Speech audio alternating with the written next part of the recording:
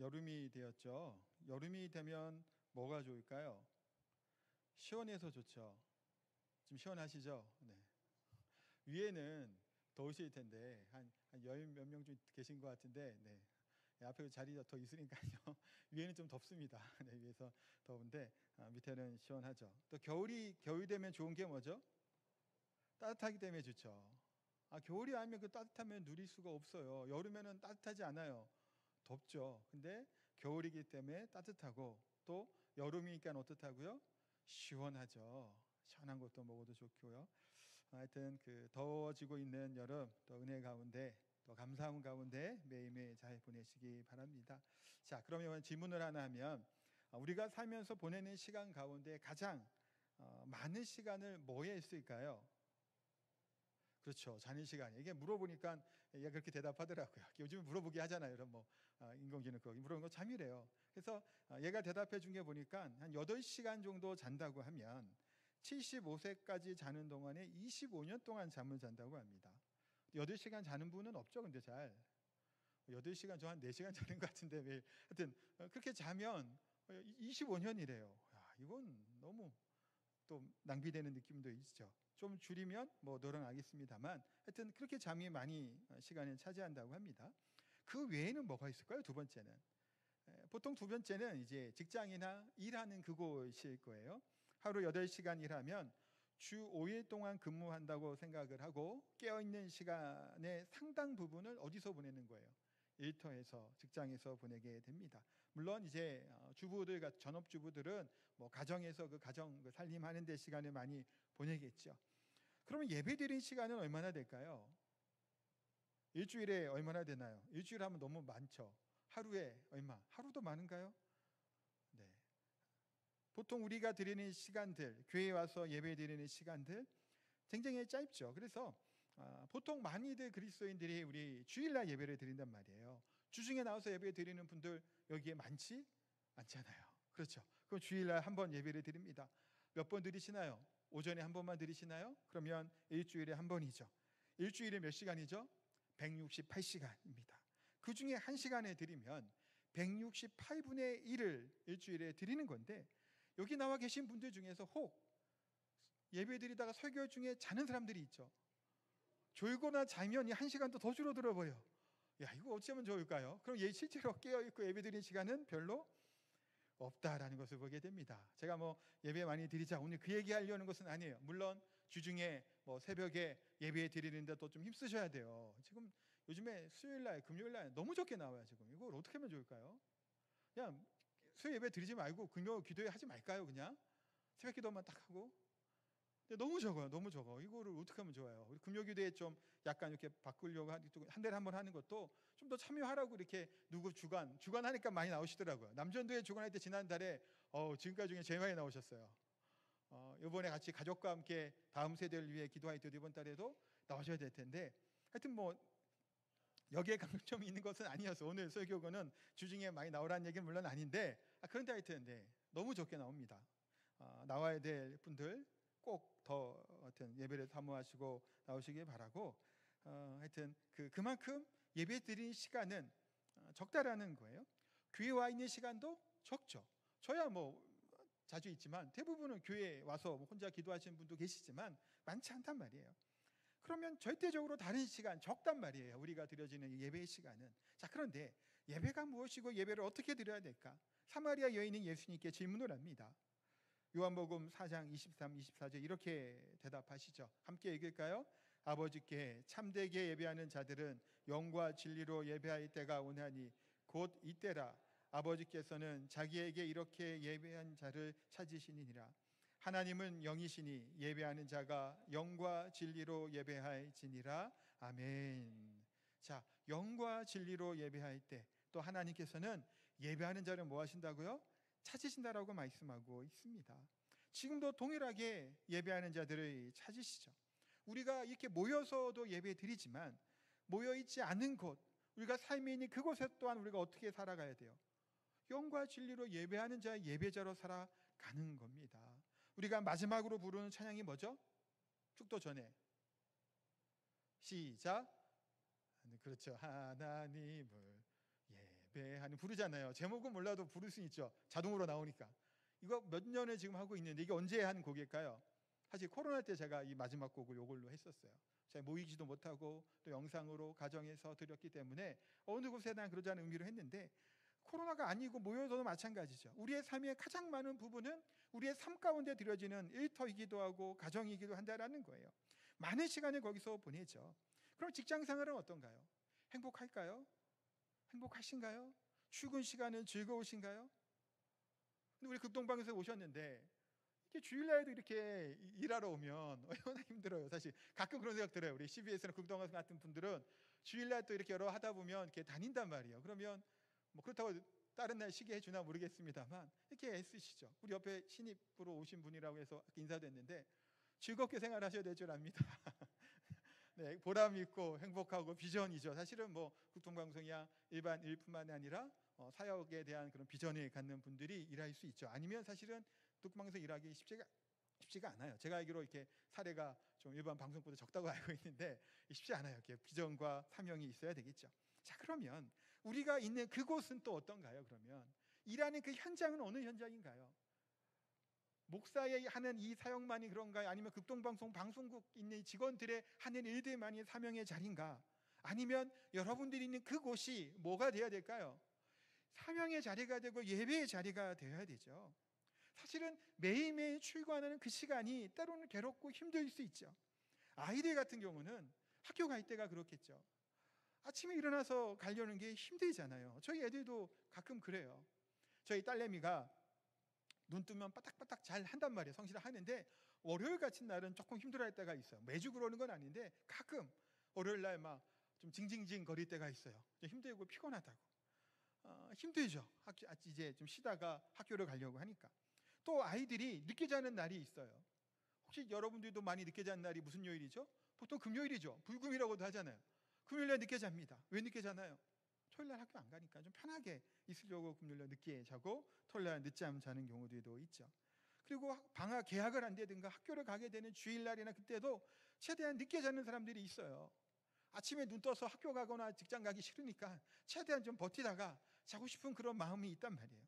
물론 쉽지 않죠. 우리가 직장 생활하고 또 학교 생활하고 우리가 있는 그것이 쉽지 않은 일인 것은 분명합니다. 그런데 우리가 하나님의 뭐로 부름받은 자들이에요? 성도로, 하나님의 자녀로, 그리스도로 부름받은 우리들이죠. 근데 우리가 살아가는 이 그리스도인으로 살아가는 삶의 현장에 많은 시간을 어디서 쓴다고요? 교회가 아니란 말이에요. 때로는 가정일 수 있겠고 때로는 직장이고 일터가 되는 거예요. 그 직장 가운데, 일터 가운데, 학교 가운데 능력 있는 그리스도인으로, 성령 충만한 그리스도인으로 살아갈 수 있어야 됨을 압니다. 그러기 위해서 우리의 삶 가운데 어떠한 마음으로 살아가야 될까요? 그리스도께 하듯 하라라고 하라고 말씀하죠. 주께 하듯 하라라고 말씀합니다. 그러면서 오늘 본문에는 종들아라고 시작을 해갖고요, 9절에는 상전들아라고 끝납니다. 종과 상전이라고 하는 고용인과 피고용인에 대한 이야기를 함께 다루고 있어요. 오늘의 중심으로 보는 것은 종들아 부분이에요. 피고용인 입장. 왜냐하면 상전들아도 너희도 그들에게 이와 같이 하라 합니다. 이와 같으면 돼요. 그런 마음이 필요하다라는 거예요. 하나는 뭔가 하면 이들 지금 성경을 볼 때는요, 1차 독자와 2차 독자가 있습니다. 1차 독자는 이 성경을 기록할 당시의 독자들이에요. 그러면 이 에베소서에서 얘기하는 이들은 누구였을까요? 1차 독자들은 노예였단 말이에요. 종들아로 시작하잖아요. 로마 시대에 많은 노예제도 종들이 있었죠. 그래서 이제 바클레이라고 하는 주석가는 이렇게까지 얘기를 해요. 당시에 6천만 명의 노예가 있었다라고 얘기해요. 굉장히 많았던 것을 보죠. 뭐 왜 그러냐면 로마가 유럽을 이제 전쟁으로 승리하고 많은 승리와 이제 노예들을 이제 부릴 수 있었죠. 그래서 지금은 이제 고위직 나름 좋은 직업 중에 하나, 의사가 있겠죠. 의사 같은 경우도 당시에는 많은 수가 또 노예 계급으로도 있었다고 얘기하기도 하고요. 또 교사나 교수들도 그런 계급에 있는 경우가 많았답니다. 행정가도 그렇다고 해요. 그만큼 많은 지식인들을 포로로 잡고 하니까 그들을 이제 곳곳에 이제 배치를 한 거예요. 우리가 성경 보면 가정교사, 몽학 선생이라고 하는 말이 더 익숙하죠. 몽학 선생, 율법 얘기할 때 율법 은혜 얘기할 때 얘기하잖아요. 그 사람들도 대부분 어떤 사람이었을까요? 그런 사람들이었을 가능성이 크죠. 그만큼 지식인들이었고 자기 자녀들을 양육할 만한 사람들. 그런데 신분은 그렇게 높지 않은 신분인 경우가 많았단 말이에요. 그런데 이 노예와 종들에게 하는 말 중에 하나가 뭔가요? 지금 뭐 시간 없으니까 좀 넘어가면 어떠한 자세로 이 일을 하냐라는 거예요. 노예인데 노예가 노예처럼 일하지 않고 주인처럼 최선을 다해 일하는 사람이 있겠죠. 근데 노예는 말 그대로 노예처럼 사는 거예요. 그냥 눈에 보일 때, 누구 있을 때 열심히 하고, 아홉 있을 때는 그냥 적당히 시간 때우는 것. 뭐 그런 일이 있단 말이에요. 한때 이런 일이 있었어요. 시간이 없어서 말이 좀 빠른데 죄송해요. 그 길가에 보면 과일들을 많이 팔았죠, 예전에. 지금 그 과일 중에서 딸기 같은 거 특별히 보면 딸기는 보통 위에는 뭐가 있나요? 좀 큰 놈들이 있고 실하고, 아래에 있는 애들은 좀 작고, 요즘에는 좀 개선이 됐지만 여전히 위에 있는 애들이 더 큽니다. 그래서 옛날에는 큰 거 위에 거 싹 뒤집어 놓으면 안에는 형편없는 것도 사실 많았어요. 못 먹을 것도 있을 만큼 그렇게 때로는 비양심적으로 그렇게 장사하신 분이 없을 줄 압니다, 이 자리에. 네. 그렇게 한 사람들이 있었단 말이에요. 결국은 그렇게 해서 돈을 많이 벌어봐야 뭐 해야 되는 거예요? 돈의 노예라는 거죠. 자유인인가요, 그게? 종속되어 있잖아요, 돈에. 그 돈 좀 벌려고 하는 그런 거짓을 행하는 경우들이 때로는 있죠. 돈은 인격이 없죠. 감정도 없고 생물체도 아니에요. 그런데 우리가 인격도 감정이 없는 물질 앞에 굴복하여 살아간다면 돈만 쫓는 인생 결국 뭐가 되는 거예요? 돈의 인생이 살아가죠. 자유가 있다고 자유인이라고 얘기하지만 실상은 뭐가 되는 거예요? 돈의 노예가 되는 경우들이 많단 말이에요. 그래서 어떤 자세로 살아가느냐? 그리스도에게 하듯 하라라고 말씀합니다. 또한 우리의 삶은 뭐가 되냐면 순종하라라는 것을 말씀해요. 5절 볼까요? 종들아 두려워하고 떨며 성실한 마음으로 육체의 상전에게 순종하기를 그리스도께 하듯 하라라고 말씀합니다. 종들아 상전에게 두렵고 떨림으로 말씀하고 있어요. 권위가 무너진 시대죠. 지금 시대도 사실은 마찬가지예요. 가정의 권위가 무너지고요, 나라의 권위가 무너지고 공권력이 무너진 시대를 살아가고 있죠. 우리나라 경찰들의 권위가 사실 좀 많이 낮잖아요. 미국 같은 경우 자유의 나라 아닌가요? 그 자유의 나라도 공권력 앞에서 경찰들이 어쨌든 너무 무지막지한 것 같은 생각도 들긴 합니다만, 우리나라들은 그 소수의 그 범죄자들의 인권을 자꾸 얘기하다가 실상 누가 피해를 보는 걸까요? 그러면 우리 같은 많은 사람들이 피해를 보게 돼요. 그 공권력이 무너지게 되면. 막 어떤 경우는 음주운전한 사람이 경찰 몰고 막 달고 간 적도 있었잖아요. 뭐 그런 일이 생기는 거예요. 그거 있을 수 없는 얘기죠.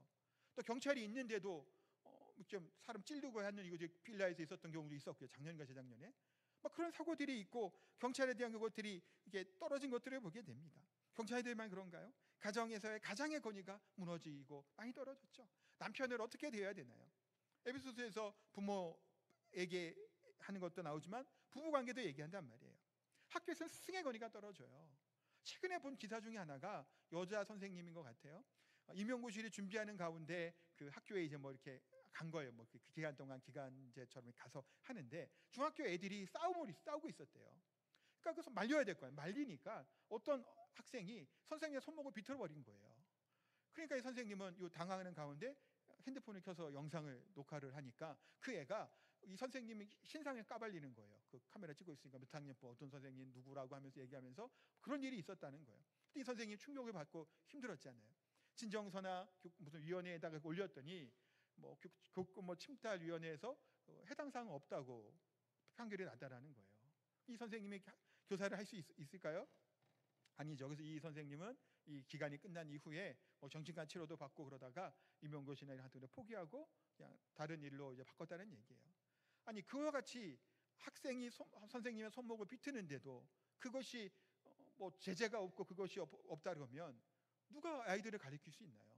뭐 물론 때리고 폭력을 하는 건 선생님들의 뭐 옛날에 많이 맞았잖아요. 저도 그때 시대에 보내놨습니다만 그런 것은 문제지만 최소한의 그런 권위조차도 없는 것이 지금 시대라는 거예요.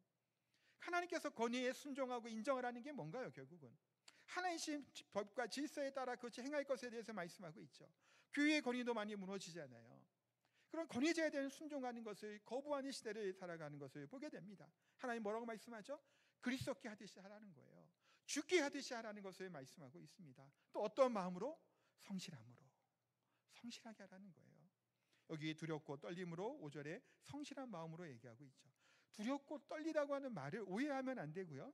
이게 무서워하라고 하는 단순히 의미가 아니에요. 이 두렵고 떨림이라고 하는 말은 그 빌립보서 2장에 보면요, 너희 구원을 두렵고 떨림으로 이루라고 하는 말이 나오는데 그때 쓰는 표현이에요. 같은 말을 쓰고 있어요. 그러니까 다르게 얘기하면 조심스러운 마음들, 실수하지 않으려고 하는 마음, 그 정도로 해석하면 좋습니다. 벌벌 떨라는 얘기가 아니라, 그러니까 뭐라는, 결국은 성실하게 하라는 거예요. 누가 보든 보지 않든. 그래서 성실하다는 말은 아주 재미있는 단어에서 유래된 말이에요. 이게 라틴어에서 유래됐는데요. 성실하고 하는 말의 라틴어의 그 유래는 뭐냐면 왁스를 칠하지 않는 것이라고 하는 단어예요. 왁스를 칠하지 않는다? 이게 조금 뭔가 이해하기 좀 그럴 텐데, 당시에는 이 도자기 같은 걸로 굽잖아요. 그 뭐를 만들겠죠. 식기나 그런 것들. 그런데 고온에 굽다 보면 이 도자기가 어떤 일이 생길까요? 금이 가는 일이 생기잖아요. 근데 요거를 버리기는 아깝고 그대로 팔기는 안 되잖아요. 하자가 있으니까. 그러니까 뭐를 칠할까요? 왁스 같은 약간 그런 것들이 칠해서 팔았던 거예요. 그게 뭐라는 거예요? 순수하지 아니하는 거, 왁스를 칠하지 않은 거. 그게 성실한 말이 거기서 왔다라는 거예요. 눈 가리고 아웅이라고 하는 말도 하죠. 6절에 보면 눈 가림만 하여 사람을 기쁘게 하는 자처럼 하지 말고라고 얘기합니다.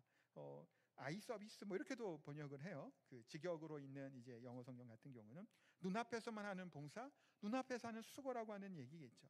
누가 있을 때, 상급자가 있고 사장이 있고 누가 있을 때는 열심히 하는데 보지 않을 때는 그냥 일하지 않고 농땡이를 치는 그런 모습들, 그게 뭐라는 거예요? 크게 이와 같이 눈가림으로 하는 거죠. 군대 가면 배우는 것 중에 하나가 뭐라 그러나요? 인내를 배우고 또 복종하고 순종을 배운다고 얘기하는데 그런 것만 배우지 않죠. 안 좋은 것도 많이 배웁니다. 군대에서 삽질을 해요. 진지공사를 하고 삽질을 막 하다가 뭐라고 얘기하나요? 요령껏 하라 그럽니다. 근데 요령이, 삽질을 하는 요령은 필요해요. 힘으로만 한다고 삽질은 되지 않잖아요. 일이라는 게. 근데 어떤 요령을 더 배우나요? 간부가 있을 때만 하는 거예요. 하는 척하고 없으면 농땡이 칩니다. 그뿐만이 아니죠. 제가 가끔 그 얘기 했습니다만 제가 철책선에서 근무했어요. GOP에서. 그러면 여기 철책이 있으면 어디를 경계해야 되나요? 여기를 봐야 되잖아요. 여기를 볼까요? 여기를 볼까요? 여기를 보는 거예요. 왜 여기를 볼까요? 여기는 간부들이 오는 그 로가 있어요. 그러니까 고참은 자고 있단 말이에요. 여기서 오면 깨워달라 그래요. 그러면 쫄다구는 근무를 쓰면서 여기 안 봐요. 여기 보고 있어요. 오나 안 오나 보고 있다가 상황실에서 출발하면 띠 한 다음에 부소대장님 출발하셨습니다 하면 또 깨우죠. 정신 차리고 이제 근무하는 척해요. 군대가 이렇죠. 네, 이래서 우리 군 기강이 문제잖아요. 사실은 여기 안 봐요. 철책 뚫고 들어오는, 거기 제가 근무했는데 고성에 뚫고 들어와요. 안 보는데 어떻게 지켜요? 여기만 보는데. 그렇다고 순찰을 안 돌면 어떻게 돼요? 그럼 다 자겠죠. 둘 다. 이거 뭐 어떻게 해야 되나 이거. 그러면 인간이 그래요. 순찰을 안 들고 제재가 없으면, 관리 감독을 안 하면 농땡이를 피워요. 근데 그렇게 농땡이를 피니까 요령을 부려요. 이게 참 안타까운 일이죠. 그러면 저는 고참이 되었을 때 근무수사가 잘 있을까요? 앉았을까요? 앉아야죠. 앉으니까 얘기하죠. 창피해서 어떻게 얘기해요? 잤으면. 저는 앉지 않습니다. 깨어 있었어요. 같이 이렇게 쭉 보면서 깨어 있었어요. 그렇게 하면 안 되잖아요. 그리고 제가 아들한테 얘기하는 게 중에 하나가, 가끔 며칠 전에도 이제 그 얘기, 군대 얘기 가끔 하다가 하는데, 병장이 되면 침상에 그냥 이렇게 마룻바에 누워 있는 경우가 많아요. 뒹굴뒹굴 병장이고 하니까. 근데 저 같은 경우 이렇게 많이 누워 있었을까요? 안 누워 있었을까요? 안 누워 있었어요. 왜 안 누워 있었을까요? 별로 좋아 보이지 않는 거예요. 병장이라고 뒹굴뒹굴하는 게 되게 좀 게을러 보이고 이렇게 별로 좋아 보이지 않아서 대부분 병장 때도 그냥 기대고는 있어도 누워서 이렇게 뒹굴거리지는 거의 않았던 것 같아요. 그러니까 제 아들이 그 얘기하더라고요. 그러면 아빠가 손해 보는 거 아니냐고. 다들 누워 있고 병장 됐다고 하는데 왜 아빠가 안 그러냐는 거야. 근데 그게 왜 손해예요? 애들한테 하면 이거예요. 손해가 아니다. 더 나은 가치와 더 나은 것을 마음에 품고 내가 그것을 결정했고 그 일을 내가 하면 스스로 뭐가 생기는 거예요? 자부심이 생기잖아요. 다들 그렇게 뒤집어 있고 뒹굴거릴 때 그래도 앉아서 뭘로 하려고 하고, 다들 병장 됐다고 애들한테 막 그럴 때 안 그러려고 애쓰고, 다들 욕하고 비속어를 쓸 때, 비속어도 거의 안 썼거든요. 저도 노력 엄청 했어요. 말 안 쓰려고. 자동으로 나와요. 다들 욕을 하니까. 그냥 욕 자체가 아니라 그 비속어 비어 같은 거 그게 입에 붙어요. 막 다 됐으니까 그거 안 하려고 무진장 애렸었어요. 다 같이 한다고 똑같이 하면 그냥 똑같은 걸로 멈추지만 다 같이 할지라도 내가 더 나은 것을 위해서 저절하고 절제를 한다면 나에 대한 스스로의 가치가 더 나은 사람이라고는 자부심이 때로는 생길 수 있겠죠. 그러면서 그 아들한테 그 했던 기억이 납니다. 성실이란 게 뭘까요? 누가 보거나 보지 않거나 하죠. 보는 사람이 있다고 대충 하고 누가 보면 열심히 하는 것들, 성실한 모습이 아니죠. 하나님께서는 그래서 뭐 하라고요? 그리스도께 앞에서 하는 것처럼 하라고 얘기합니다. 우리나라 직장인들 중에서 예전에 봤던 통계는 20에서 30% 정도가 효율이 떨어진대요. 딴짓을 한다라는 거예요. 핸드폰 많이 하고 딴 거 많이 하고. 그렇게 바람직한 모습은 아니겠죠. 성실한 태도에 반대되는 것이 또 뭐냐면 사람을 기쁘게 하는 행위예요. 사람을 기쁘게 하는 것, 사람의 비율을 맞추는 것. 그래서 종교개혁자들은 이런 정신과 마음을 갖고 살아갔다고 하죠. 하나님 앞에서 뭐라고 얘기하죠? 거람되어져. 그런 정신으로 살아갔다라는 거예요. 그래서 우리가 성경적으로 볼 때 이 세상의 삶은 이원론으로 나눌 수 있는 게 아니에요. 교회에서의 신앙과 삶이 분리가 되는 게 아니란 말이에요. 우리 모든 삶이 뭐가 되는 거예요? 예배자의 삶을 살아가는, 하나님 앞에서 살아가는 거죠. 우리들의 직장생활이 곧 뭐가 되는 거예요? 예배의 현장이 되는 거예요. 우리가 있는 그곳이 우리가 하나님을 경외하는 자리가 된다는 거예요. 그래서 7절에 보면 기쁜 마음으로 섬기기를 주께 하듯 하고 사람에게 하듯 하지 말라라고 분명하게 말씀하고 있죠. 근데 여기서 보면 그런 마음으로 섬기라는 거예요.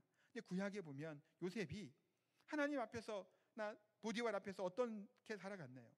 창세기 39장 4절에 보면 이렇게 말씀해요. 요셉이 그의 주인에게 은혜를 입어 섬김에 그가 요셉을 가정총무로 삼고 자기의 소유를 다 그의 손에 위탁하니라고 말씀합니다. 요셉은 노예로 팔려갔지만 어떤 위치에 오르게 되나요? 먼저는 보디발 집에 가정총무로 올라가게 되죠. 그때 보디발이 모든 것을 다 위탁해요. 음식 빼놓고는. 그 음식 빼내는 이유 중에 하나는 식습관이 다르기 때문이라고 보통 학자들이 얘기를 해요. 종족이 문제가 다르니까 먹는 게 다르잖아요. 그러니까 그거 외에는 다 맡겨버렸단 말이에요. 뭘 보고 하나요? 요셉의 섬기는 그런 모습을 보고죠. 그래서 섬기다고 하는 말이 샤라트라고 하는 히브리어인데요. 섬기다, 봉사하다는 단어를 쓰니 이 두 가지 용법으로 써요. 하나는 말 그대로 통치자들, 왕들에게 하는 섬김, 그럴 때 섬기다 쓰고요. 두 번째가 중요해요. 하나님의 제사장들이 하나님께 제사 드릴 때 섬긴다고 하는 표현이 동일하게 이 표현을 씁니다. 그럼 요셉이 어떻게 보디발을 섬긴 거예요? 하나님을 섬기는 것처럼 섬겼던 거예요.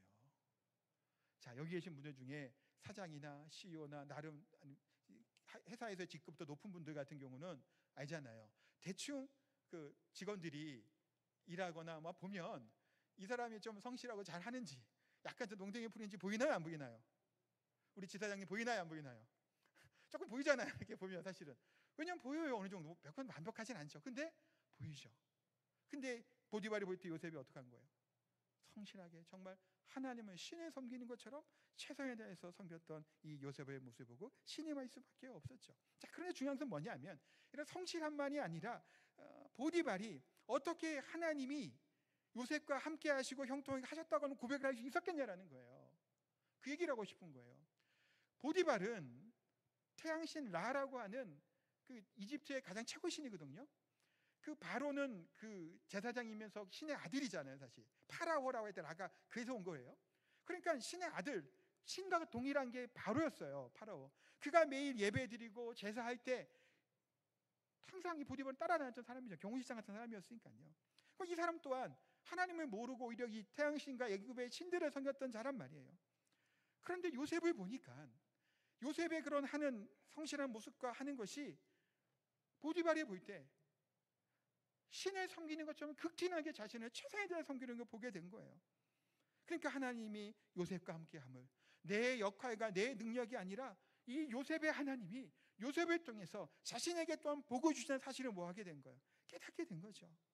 그래서 범사에 요셉이 하나 여호와가 형통하게 하신 것을 보았다라고 얘기하게 됩니다. 요셉이 뭐 해서 그런 건가요?